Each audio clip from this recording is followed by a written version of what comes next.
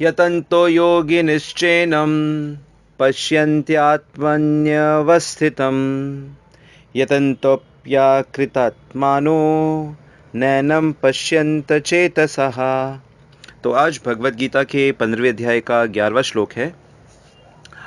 और जैसे कि आत्मा का प्रसंग चल रहा है कि आत्मा को कौन देख सकता है, कौन नहीं देख सकता, आत्मा को किस प्रकार से देखा जा सकता है, जाना जा सकता है, और कैसे आत्मा समझकर जीवन को जिया जा सकता है। और इस प्रकार जो आत्मा के स्तर पे जीता है वही सच्चा जीवन, सही जीवन जीता है, और उसी को सच्ची खुशी, सच्चा आनंद प्राप्त होता है, अन्यथा तो जीवन व्यर्थ है। पिछले श्लोक में कृष्ण ने कहा था कि प्रकृति के 3 गुणों से बंधे हुए जीवात्मा को शरीर के अंदर वे लोग ही देखते हैं जिनके पास ज्ञान के नेत्र हैं।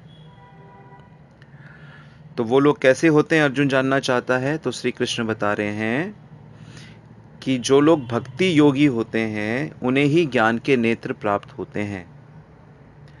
2 बड़ी अत्यंत महत्वपूर्ण शिक्षा भगवान ने इस श्लोक में दी है। इस श्लोक का अर्थ है, आत्म साक्षात्कार को प्राप्त प्रयत्नशील योगी जन यह स्पष्ट रूप से देख सकते हैं, लेकिन जिनके मन विकसित नहीं है और जो आत्म साक्षात्कार को, सेल्फ रियलाइजेशन को प्राप्त नहीं है, वे प्रयत्न करके भी ये नहीं देख पाते कि क्या हो रहा है।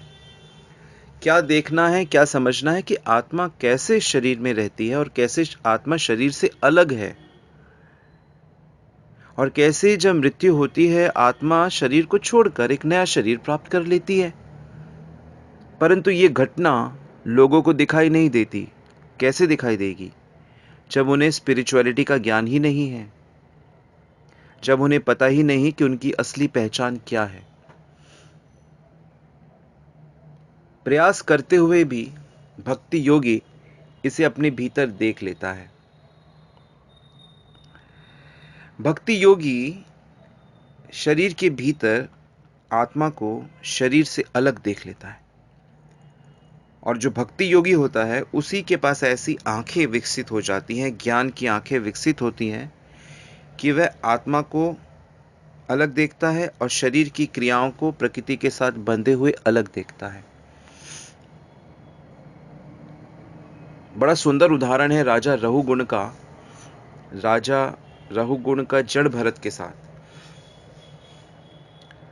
जड़ भरत पहले जन्म में राजा थे, फिर हिरण बने, और फिर एक ब्राह्मण के घर में पैदा हुए, और कठोर तप करते थे और कुछ ज़्यादा मिक्स नहीं होते थे समाज के साथ। तब उनका नाम जड़ भरत रखा।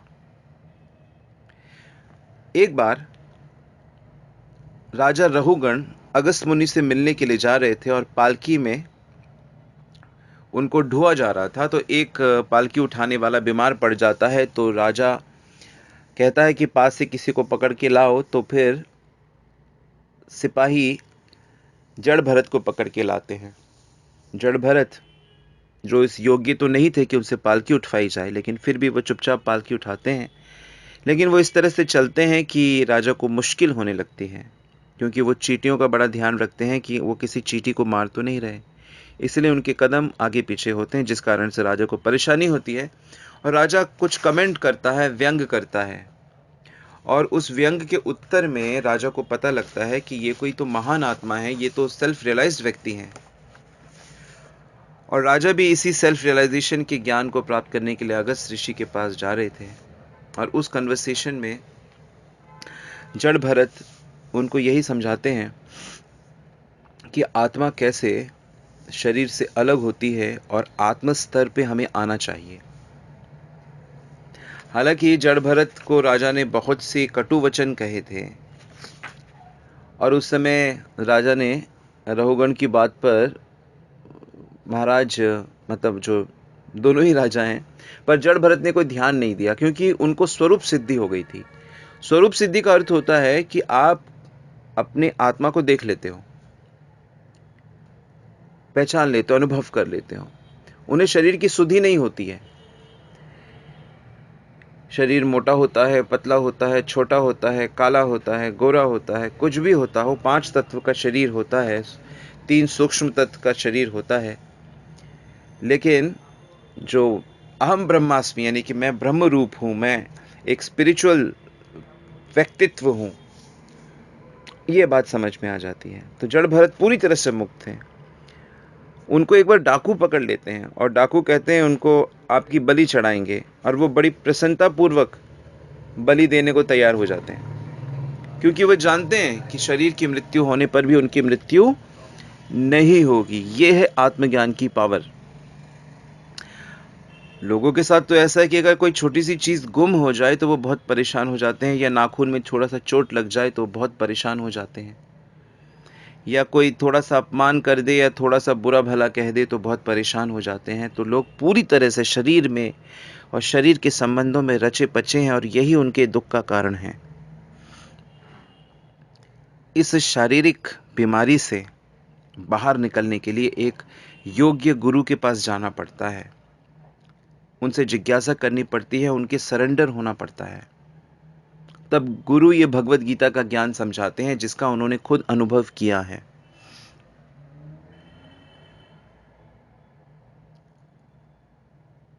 जो ईश्वर का हर समय अनुभव करते हैं वही वास्तव में गुरु होने लायक हैं।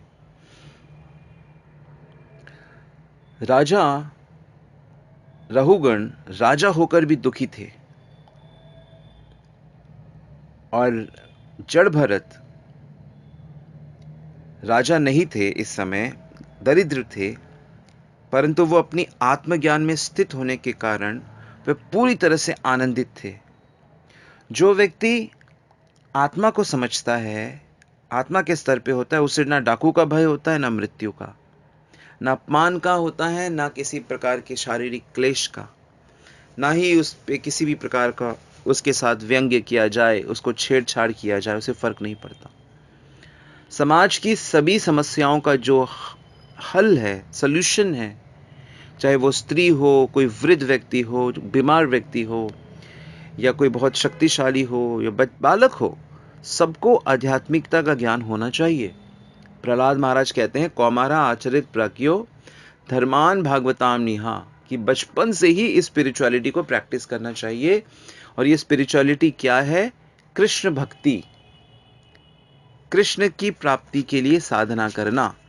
कलयुग में साधना हरे कृष्ण महामंत्र का जाप होता है, ऐसा ब्रह्मा जी कहते हैं। कला इति सोदर्शक नामनम कलि कलमश नाशनम सर्व वेदेषु दृष्टय नत परतरोपायत। सारे वेदों में, शास्त्रों में देखने के बाद यह पता चलता है कि कलयुग में ईश्वर प्राप्ति करनी है तो हरे कृष्ण महामंत्र का जाप सर्वोच्च है। सबसे ज्यादा हेल्प इसमें से मिलेगी, बाकी चीजें करने से जल्दी लाभ नहीं होगा, क्योंकि ये इस युग का धर्म है। यही बिल्कुल ऑथेंटिक प्रोसेस है कलयुग के लिए। जो लोग अपने को स्पिरिचुअलिस्ट बताते हैं, दिखाते हैं, और कई तरह की योगिक क्रियाएं करते हैं, कई तरह के आसन करते हैं शरीर को लेकर, और अपने आप को पोज करते हैं कि वो स्पिरिचुअलिस्ट है, लेकिन क्योंकि वो कृष्ण भक्ति नहीं करते इसलिए उन्हें आत्म साक्षात्कार के विषय में कुछ पता ही नहीं होता।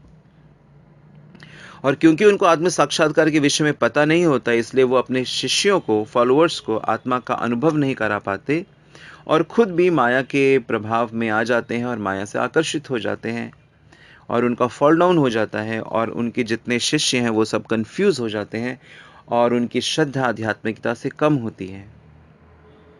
तो ये बहुत आवश्यक है इस बात का प्रचार करना कि रियल स्पिरिचुअलिटी भगवत गीता को फॉलो करना है, भगवान के साथ पर्सनल रिलेशनशिप रखना है। हम लोगों के साथ रिलेशन रख के कितना आनंदित होते हैं, किसी बड़े व्यक्ति के साथ रिलेशन रख के और आनंदित होते हैं, लेकिन जो सुप्रीम लॉर्ड है, सुप्रीम शक्ति है, एब्सोल्यूट ट्रुथ है, भगवान है, उनकी एक दिव्य पर्सनालिटी है। जन्म कर्म च मे दिव्यम एवं यो वेत्ति तत्वता त्यक्त्वा देहम पुनर्जन्मम नैति मामेति सो अर्जुन। हे अर्जुन, मेरा दिव्य जन्म होता है, मेरा दिव्य कर्म होता है, मेरा सब कुछ ही दिव्य होता है। तो उस दिव्य भगवान के साथ जब हम संबंध रखते हैं और उस संबंध का निर्वाह करते हैं और उस पोजीशन में ही 24 घंटे रहते हैं कि हम भगवान आपके सेवक हैं, जीवेर स्वरूप हो नित्य कृष्णदास, हम सदा आपके सेवक हैं, आपके सेवक रहेंगे, हमें अपने चरणों की सेवा में सदा लगा के रखो। इस प्रकार की जो स्पिरिचुअलिटी होती है, यही अपने को आत्मा देख पाते हैं। क्योंकि वह परमात्मा की सेवा कर रहे हैं। परमात्मा कौन है? श्री कृष्ण है। तो इस प्रकार के लोगों को जो कृष्ण भक्ति नहीं करते, भगवान उनको अकृत आत्मा कहते हैं। यतन्तो अप्या कृतम यतन्तो अप्या कृतमानो नैनम पश्यन्ति चेतसा। अकृत आत्मा, अकृत आत्मा मतलब अशुद्ध चित्त, जिनको आत्मा का ज्ञान नहीं है। तो कुल मिला के हम यही कह सकते हैं कि जो कृष्ण से विमुख है, कृष्ण विमुख होइया भोग वांछा करे, कृष्ण बहिर्मुख जी भोग वांछा करे, अतएव माया तारे झपटिया धरे। जो कृष्ण से विमुख है वो अशुद्ध है। बड़े बड़े वैज्ञानिक हैं जिनकी बातों पे जन साधारण पूरी तरह से विश्वास करता है और उनको खुद आत्मा के विषय में कोई ज्ञान नहीं है। और बिना आत्मा के ज्ञान के ये जीवन का क्या अर्थ है? आत्मा का मतलब होता है, आत्मा के साथ होता है जीवन, चेतना शक्ति। तो जिनको आत्मा का ज्ञान नहीं है, उन्हें जीवन का ज्ञान नहीं है, लाइफ नहीं है। क्योंकि चेतना का मतलब लाइफ होता है। तो जिसको आत्मा का ज्ञान नहीं है वो एक्चुअली लाइफलेस है, उसको जीवन का कोई ज्ञान ही नहीं है, वो डेड पर्सन है। आत्मा का ज्ञान होने पे ही वास्तविक हम जगते हैं, और यही बात बड़े बड़े महापुरुष हमको समझाते हैं।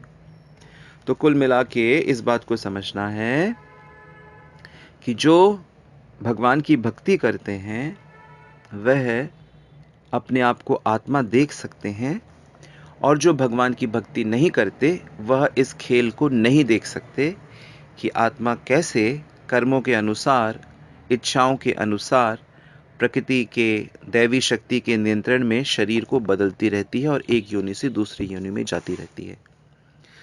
तो इस खेल को यदि आपने ख़त्म करना है और अपने समस्त कष्टों को ख़त्म करना है और मृत्यु के पार जाना है, मृत्यु को जीतना है, तो शुद्ध मन से भगवान की भक्ति करें।